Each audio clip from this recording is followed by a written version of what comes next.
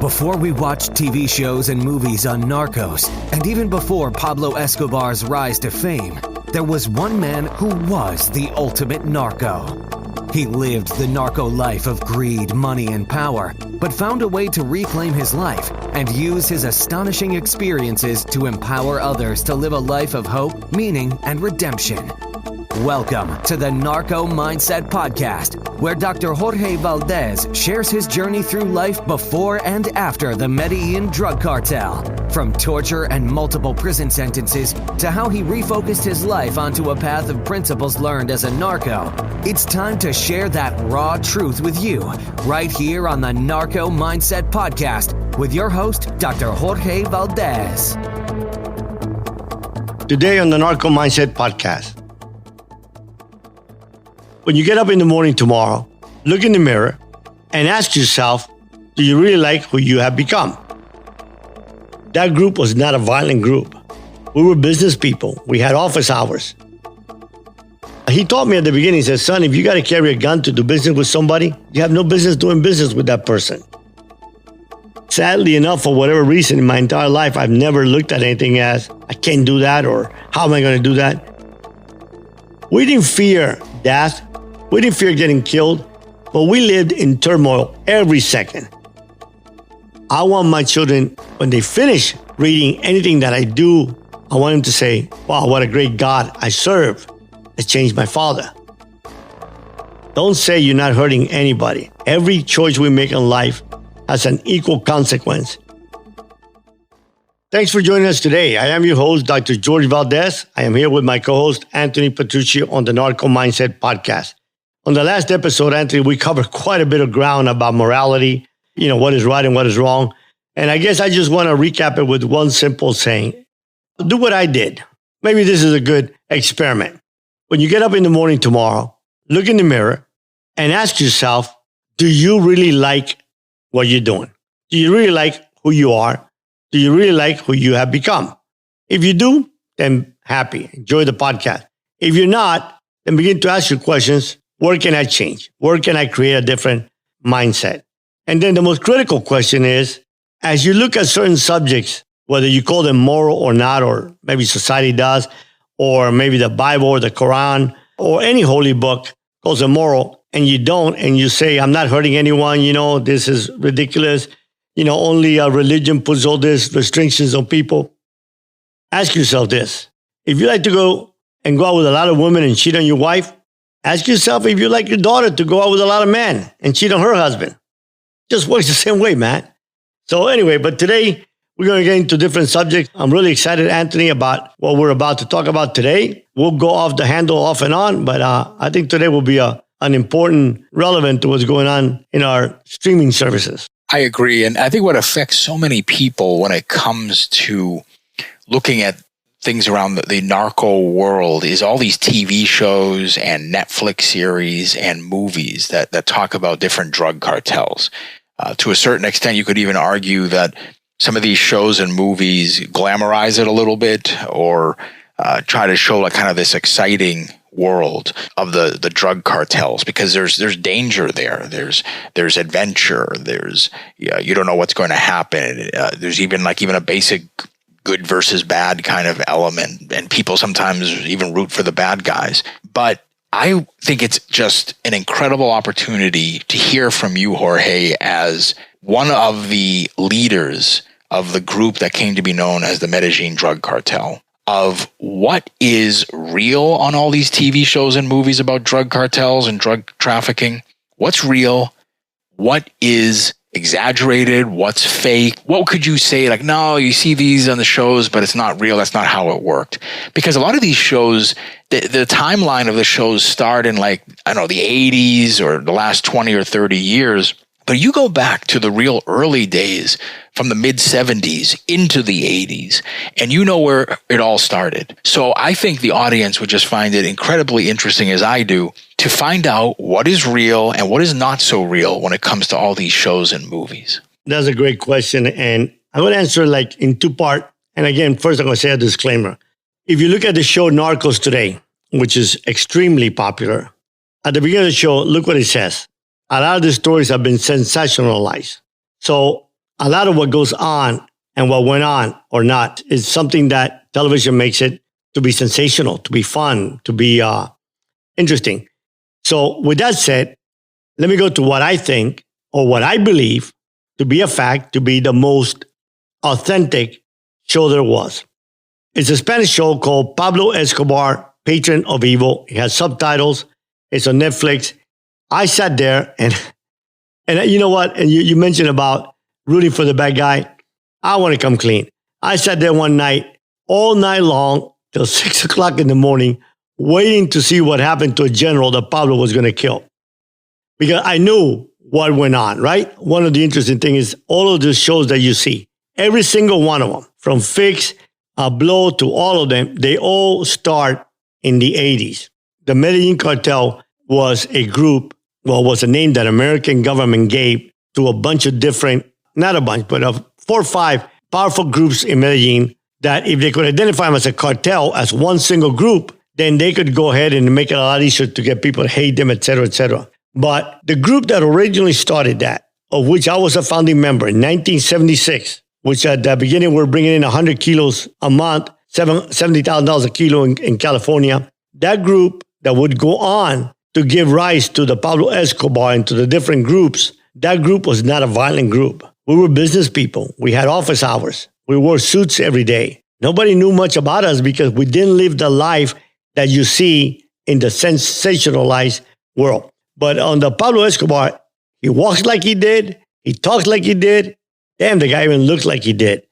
So if you look at that one, you're going to get a good feel for what that world became. Now, with all that said, remember that most of the what we see is what? Where's the source of what we see today? The source of what we see today comes from what the producers have read in the media, court records, etc. Because in reality, most of the characters are all dead. And the ones that are major characters that might not be dead, like in the Mexican cartel, I promise you, they're not giving television interviews. But most of the Mexican cartels are dead. So then what are you going to hear? You're going to hear from how it was portrayed in court records. Well, again, in court records, you got to be careful because somehow people get portrayed as a lot bigger than what they really were. But the truth of the matter is that a lot of what we find in the Today episodes, interesting enough, it was very, very different from the world that I started. In the world that I started, my godfather, I'll never forget Manuel, who I think is one of the greatest person I ever met and probably the man that had the greatest influence in my life besides my father and Jesus. He taught me at the beginning, he said, son, if you got to carry a gun to do business with somebody, you have no business doing business with that person. And as we see, and well, that first group that hopefully in the near future you're going to learn about, but in that first group, none of us, we were all literally businessmen with a lot of different, very legitimate businesses. And it was actually, if people talk about how cocaine built Miami, it was the beginning, the foundation of that first group. Because the second wave, what they call the second wave, the 81 and on, and the Pablo Escobars, and the Gasha, and the Medellin Drug Cartel, and then the Cali Cartel, and then the different Mexican cartels, that group that came out was very, very, very different people. Most of them came from people that were, take for example, El Chapo. I use him as almost a universal figure of your typical drug lord of that time. All good families, very religious because Mexican families are extremely religious, but they're abused by society and they're poor. And they find that the only way they're going to get ahead or do anything is to join a life of crime.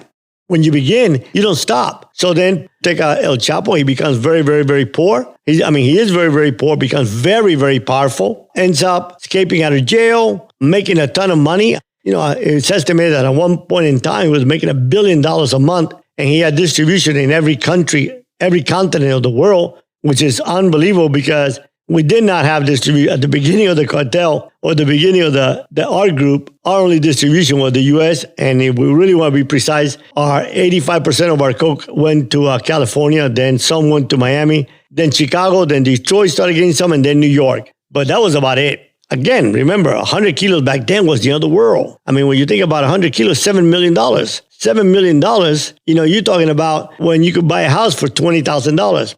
But you know what is, I don't know, interesting and sad for me at the same time, Anthony, is that I tell you, I know this dear friend and I made a comment one time. how can people be so fascinated? This guy's straight as an arrow with this whole narco world. And he jumped up and like, I'm the one that's most fascinated by it. And I was like, it's crazy, man, because it's so easy. The shows are so well done. And they're so easy to catch yourself rooting for the bad guy. Listen, I was a bad guy. I hated everything I did in my life. I look back today and I wonder, how the hell did I have the guts at the age of 21? When Manuel approached me and they wanted me to handle all operation in the U.S. at that time, and I made him a stupid offer thinking I'd get rid of them and that way they won't bug me anymore and I can just, create the foreign bank accounts, which I was making, for a kid that was minimum wage was 85 cents an hour and I was making $100,000 a month. I was rich, man. I was like, 50 to 100. I was like a billionaire back then. I didn't need no more and it wasn't illegal. There was no money laundering laws. But when he started asking me over and over, and I thought I was so smart, I was just going to make him a stupid offer he could not refuse and simply say, okay, you want me to handle all operations? Here's the deal, buddy. You guys are 4. I am 5. That means we each now get 20. And what do you guys got to put for a load? About $400,000 a piece? I don't think I even have $500. So if you want me to be part, I'm an equal partner. And you put up my part. Convinced. I was just 20 years old, barely, almost 21. Convinced they were going to kick me in the butt and I'd be the end of it. Well, that next day as I headed to the airport, they called me to Manuel's office, my driver, and I'm like, oh, he's going to say goodbye or give me some instructions or what to do. Because at that time I was running his business to build a banana company to import bananas from Colombia. I thought it was bananas. But anyway, he called me in and says, hey, we accept your offer. I almost died on that airplane back to the United States. I was like, what the hell does that mean? What the hell am I going to do now? I can't show that I'm a coward. How the hell am I going? What does being head of all operations in the United States means? What the hell does cocaine even look like? Who the freak do I sell this crap to? How do I collect the money? How do I get it to them? What do I do when I collect the money? And one of the things I teach in a program, Narco Mindset, is that sadly enough, for whatever reason, in my entire life, I've never looked at anything as, I can't do that, or how am I going to do that? I simply always say, well, someone's done it, I can do it too. And I just got to figure it out. I might have to work harder than anybody else, but I will do it. Well, in 7 months, I had created this web where all of a sudden, within 10 months, we're bringing in 800 to 1,000 kilos a month. Think about it. Think about the amount of money that is. Sometimes 3 800 kilo loads in 1 month. It was unbelievable. So it just escalated. It became so big. But I went to the office every day. I wore a suit every day. I had legitimate business. I didn't go, when I wanted to party, I go get on my jet and I go to California, or I go to Vegas. I go where somebody did not know me and nobody knew who I was. I had no desire to do that. But even with all that and how horrible this world became that I was so part of it, just the other night I caught myself rooting for the damn bad guy. It was like, here they're bringing in this big load. I don't know how many tons, which honestly is a lie. There wasn't that many tons brought in one single load. That's ridiculous. I'm not saying that it might have happened one time, but it doesn't happen that quickly. Unless these people are just so way surmounting my expectation. Because I know what it takes to bring an airplane with 800 kilos. All the intricacies, all the people you got to pay off. Literally the timing to the second when the plane lands, when helicopters bring fuel, how the helicopters bring the drugs, the plane is loaded or the ship is loaded. Who knows about it? Who doesn't know about it? Because every person that knows about it is one potential witness or one potential rat. So with all of that, I catch myself like, man, I hope that somehow they figure a way to beat the DEA when I'm a big advocate of law enforcement. And I think that narcotics trafficking is the most horrific thing that is going on in the world today. So I caught myself and I'm like, what the heck, man? How can Hollywood make something so fascinating? But I guess there's this part of us, right? That all of us wants to be the bad guy. All of us want to associate with the real criminal, because television and Hollywood makes us out to be like the ultimate man, not afraid of anything. Listen, we didn't fear death. We didn't fear getting killed, but we lived in turmoil every second. The day a load was going to come in, from the moment that airplane left the United States, talk about just one of the ways that we brought it in. And that airplane went to Colombia, and that airplane landed, and the cocaine came in another helicopter, because the cocaine would never be where the plane would land. And then besides that, then another helicopter brings the fuel. That airplane is loaded, fueled up. That airplane is going to cross over three different sovereign nations. You got to have radars paid off. It's bullshit that you can go under the radars all the time. You got to have radars paid off. How do you pay off the radars? You got to deal with the highest levels of government, presidents, 1-2 steps away from the president, till the moment that airplane lands in the United States. If one thing goes wrong for 5 minutes, you're done. But that just begins. That was the easy part. Then you got to get it to your warehouses. Then you got to distribute it. Then you got to sell it. And you got to collect it. And then what the heck do we do with the money? You know, that becomes like the most difficult part of it all. It's not that easy as people think that it is and what it was. But, you know, it's entertaining. And we just need to look at those programs as entertaining. Another one that I love that I think is just as real as anyone ever been is the movie Fix with Michael Douglas, you know, when he's the head of the DEA and he's going there, he tells this drug dealer, you know, how can you bring my daughter to this hellhole? And the drug dealer says, hey, this is the hellhole you created. It's a fascinating world and it's strange. And, you know, I'm not telling people don't watch it. I'll watch them all. At the beginning, I didn't want to watch any of them because at the beginning they were made so cheesy. You know, I thought that Blow was just a piece of garbage. Great job by Johnny Depp, but I was kind of insulted when a gringo is going to go to Mexico and say, I'm here to buy marijuana. Well, you know how much bullshit that is. I'm telling you, that gringo is about to leave and is about to become part of that fertilizer for the marijuana. Or when he tells, I'm going to go meet Pablo Escobar. Well, that just doesn't happen. Or the latest movie, American Made, I can tell you all kinds of stories about that. I knew the guy very close. He died at a Louisiana State Penitentiary in Angola. I witnessed to him and visited him for 18 years, Miguel Valdés, who killed Barry Seals. And he didn't have that type of cash. He didn't have that type of money. I know a few of those airplanes belong to us. So it's over-exaggerated because don't lose grasp of the fact that it's made out to be sensational, to be fun. Well, I don't know how fun it is killing people and all that, but it's Hollywood, man. And, you know, $10 million to make each episode of Narcos. It's a lot of money. I don't know what advice I can give to people when they watch it. So here's the question. When they ask me, is it real or not? I guess the best answer I got for them is, what do you think? If you think it is, good, it is. If you don't think it is, good, it's not. I mean, I'm not them. I don't know what goes on in Colombia, in Mexico this time or not. I knew what went on. And actually, I knew what went on exactly prior to Pablo Escobar. I knew what went on after Pablo Escobar surfaced, peripherally. Yeah, and yeah, we brought in loads with him when I got out of prison. I worked with him for 2 years. I worked with Gasha for also. I worked with others that were bigger than both of them. And no one even knows about it. Just enjoy it for the fun that it is. If you're into the whole gangster genre and gangster and Narcos, it makes Netflix a lot of money. There were a lot of Hollywood people, Jorge, in the past, Hollywood movie producers, so forth, that wanted you to make your story, to make movies about you, to make series about you, but you didn't do it. There was even a rumor that Chuck Norris wanted to play the martial arts guy who actually led you to your personal redemption. Why did you not do it, and what does the future hold for you in this amazing life story that you have? Recently, I just found an email that I got from my agent when my book came out. I was signing books in Dallas, and he wanted me to meet up with Chuck Norris because he had moved really, really fast. The Norris brothers were making movies. They had gotten a hold of my story, and they wanted to do it. I think it was for NBC or CBS, one of the two. But anyway, they had it all lined up, ready to go, and I turned them down. Then there was another. So after that, a lot of different opportunities. The reason that I turned down a lot of them, and I'm not saying this specifically about Chuck because I know my co-author, Ken Abraham, wrote a book with him and said the guy's a great guy. But the reason that there was twofold reason. First, my mentor, Walter Elwell, said, I don't want you to tell a story till you have another story to tell. So that was number one. And I agreed. I wasn't smart enough to realize how I should behave as a Christian. So I just do what I tell people. Listen, find yourself that you consider to be someone you trust and someone you're wise and follow their advice.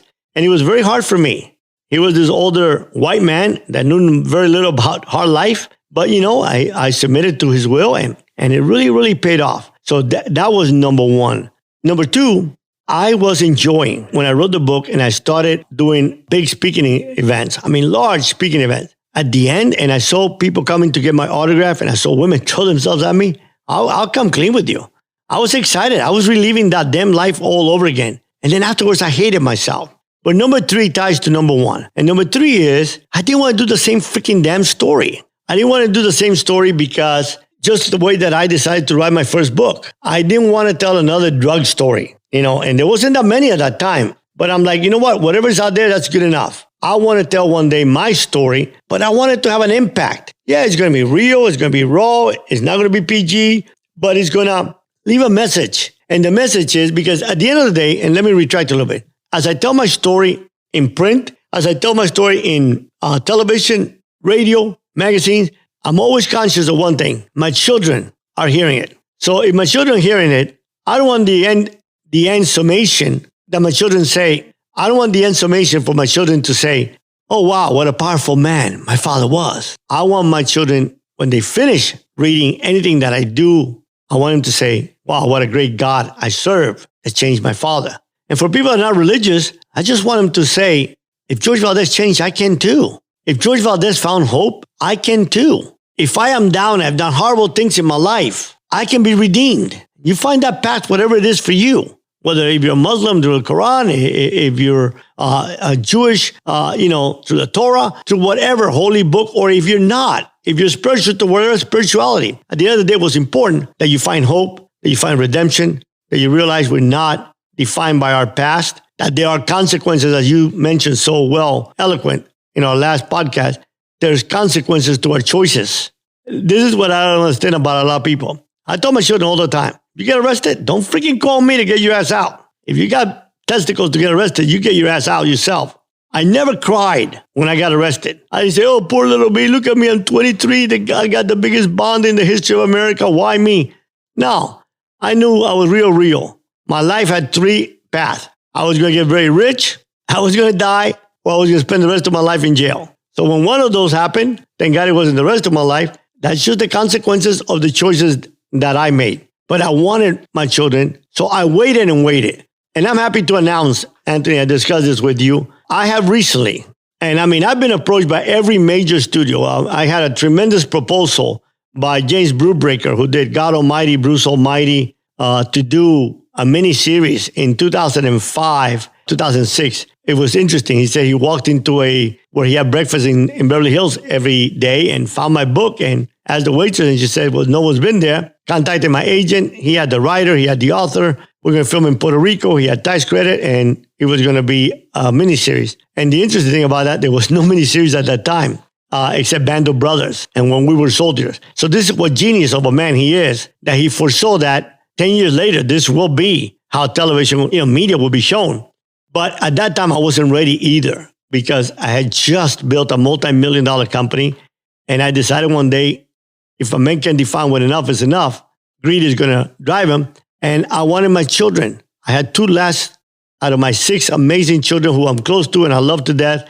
I had 2 left that were young. And I wanted to be a dad, a full-time dad to them.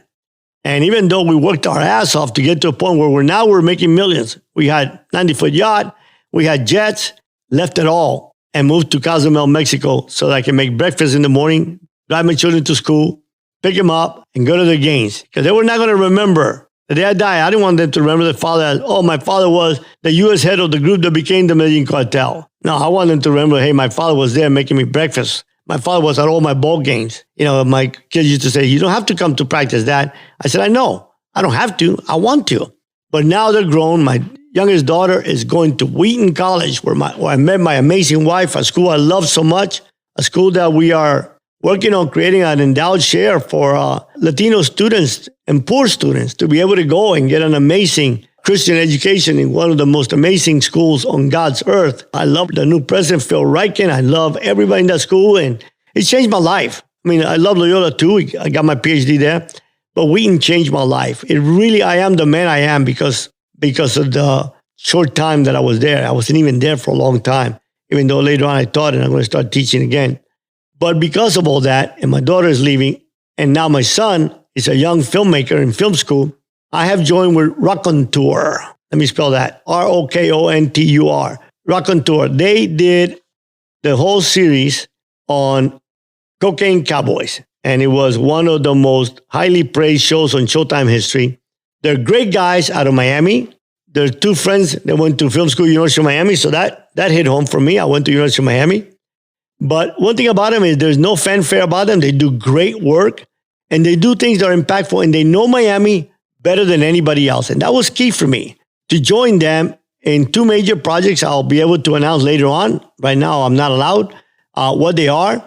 They know Miami like nobody knows Miami. They know the whole world like nobody does. And I just felt that, yeah, we had Hollywood and big names and fancy names and big studios approach me and big numbers. At the end of the day, very important, all my proceeds are going to go for that endowed share of Wheaton College. So I could care less. I'm going to fight to make as much money as possible because I want the school to provide scholarships to kids that are never going to have a chance to be able to get an amazing formation and education. So yeah, I want to make as much money as I can. But what was most important for me was that they would tell a story, the different projects. I'm involved in one project right now and then one at the end of next year. And then, Lord willing, many more projects. But we're going to be able to go deep into the past and to talk about what really nobody has asked themselves. You know, think about it.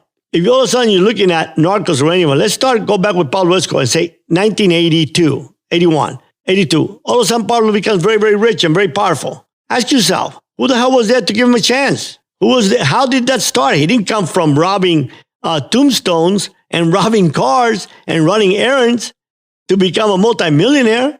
I mean, cocaine didn't come from zero, spook the magic dragon. All of a sudden, there's hundreds of kilos being brought in. Who was there at the beginning? How did it start? If it had a start, how did that work? How did it come in? How were the money laws created to go after our group that created the first financial webs? And I'm sure it's gotten more intricate and more sophisticated, but everything had a beginning. That story's never been told before. I'm very, very excited to join Robbie and Alfred.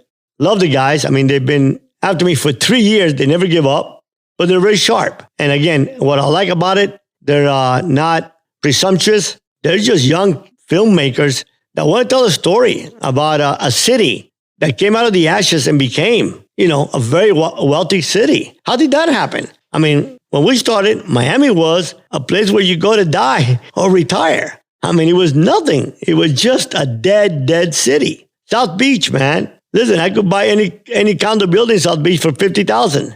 There was nothing but junkies and whores in most of those condos. Look at it today. It's unbelievable. So, but it's interesting to me as I watched this whole progression, Anthony, how no one came up and asked except these two guys. These two young kids from Miami constantly asked, how did it all begin? Who was there? How did this happen? Because they lived during those times. Fascinating. I urge you to look at all their work. Cocaine Cowboys, Billy Corben and Alfred Spellman. Good guys. So I'm very, very excited. This is the first time that I've announced it publicly. So it's on the Narco Mindset podcast that people first hear about that in the near future and not too long away future, we're going to go back and we're going to find out the roots of how this whole world began and how something that people thought it was innocent can turn out to be so evil. And how good people can make horrible decisions, and how we make choices and cross lines in life that impact generations, impact societies, impact worlds, kills people. We don't live in an isolated world, man. Every choice, I tell people, don't say you're not hurting anybody. Every choice we make in life has an equal consequence and a reaction. And we do hurt.